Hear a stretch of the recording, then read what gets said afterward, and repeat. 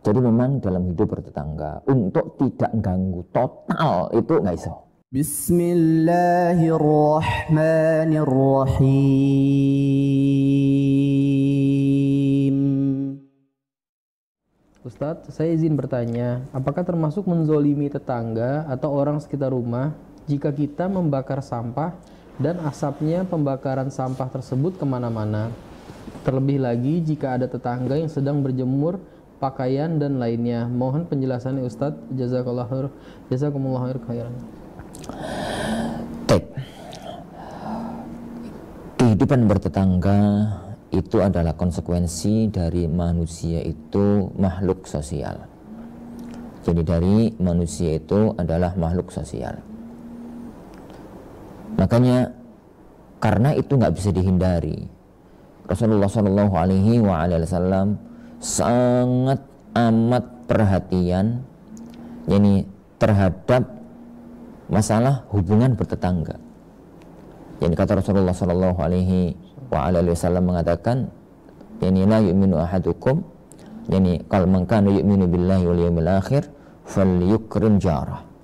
Barang siapa yang dia itu beriman kepada Allah dan hari akhir, maka muliakan tetangganya. Dalam riwayat yang lain Rasulullah SAW sampai bersabda, jadi mazalah Jibril yusini bil jar. Jibril itu selalu wanti-wanti untuk berbuat baik sama tetangga. Sama tetangga. Selalu wanti-wanti untuk berbuat baik sama tetangga. Sampai kata Rasulullah SAW, saya itu kepikiran, apa tetangga itu mewarisi aku apa enggak. Itu.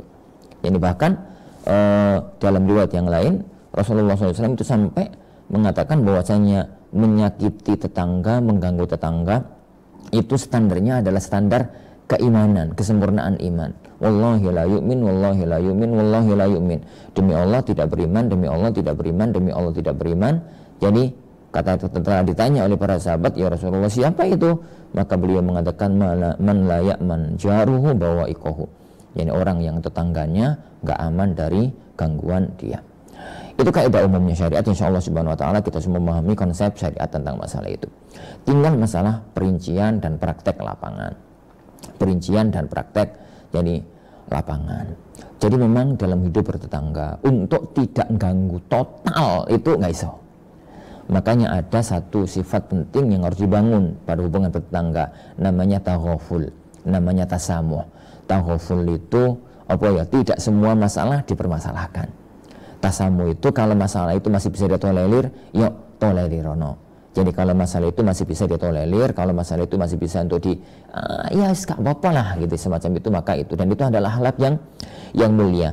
Kalau kita itu semua masalah dipermasalahkan, semua ini dipermasalahkan, semua itu dipermasalahkan, ya geger. Kehidupan seseorang akan jadi selalu ada masalah. Karena tidak ada kehidupan manusia yang tidak terikat dengan orang lain, terutama yang mepet. Yang mepet. Karena untuk kadang-kadang urusan air hujan, kadang-kadang urusan sapi tank, kadang-kadang urusan got, kadang-kadang urusan anak-anak main ke rumah tetangganya kemudian ngambil sesuatu, ganggu sesuatu dikit, kadang-kadang ini, kadang-kadang itu lumrahnya dalam kehidupan bertetangga. Makanya sebagaimana orang itu membangun dirinya di atas sebaik mungkin untuk berbuat baik kepada tetangganya, yang sedang dia itu merasa diganggu, munculkanlah satu sifat kapan itu harus dipermasalahkan, kapan itu harus ada muncul taghaful. Taghaful pura-pura nggak ngerti, pura-pura nggak tahu, pura-pura nggak ada masalah. Tidak semua masalah itu harus dipermasalahkan. Tidak semua masalah yang harus dipermasalahkan. Baik. Nah, dalam kondisi semacam itu, kemudian kalau terjadi kasus, kalau kemudian terjadi kasus membakar sampah, kemudian sampai ganggu tetangga, tetangga. Pertama, membakar sampah itu hak orang. Karena pasti itu membuang sampah. Kalau memang di satu tempat yang memang sampahnya harus dibakar di tempat itu. Dan yang namanya bakar sampah, nggak mungkin asap itu bisa dikendalikan. Ya kanan, ya kiri, ya ke tetangga, ya ke ini. Ya ke tetangga, ya ke ini.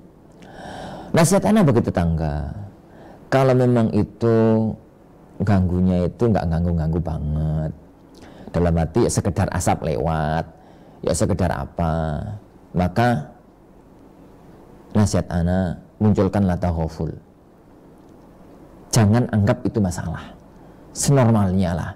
Terutama kalau itu mungkin setahun sekali, setahun 2 kali atau apa gitu, masalah-masalah jadi bangkar sampah yang besar. Lah, adapun bagi yang bakar, jadi adapun bagi jadi yang bakar, kalau memang itu rutinitas, memang itu setiap hari harus bakar sampah, karena ada toh daerah-daerah tertentu itu yang menggunakan tempat sampah umum sehingga tiap hari harus bakar sampahnya itu. Kalau memang itu rutinitas, maka cari waktu yang insya Allah pada waktu bakar itu kita tahu bakar itu sampai ke jemuran tetangga. Cari waktu yang di situ rata-rata orang itu nggak punya jemuran.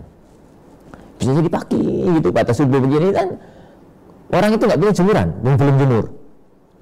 Atau sekalian sore jelang-jelang maghrib itu kan jemuran sudah diangkati, jemuran sudah diangkati. Cari waktu yang lebih meminimalisasi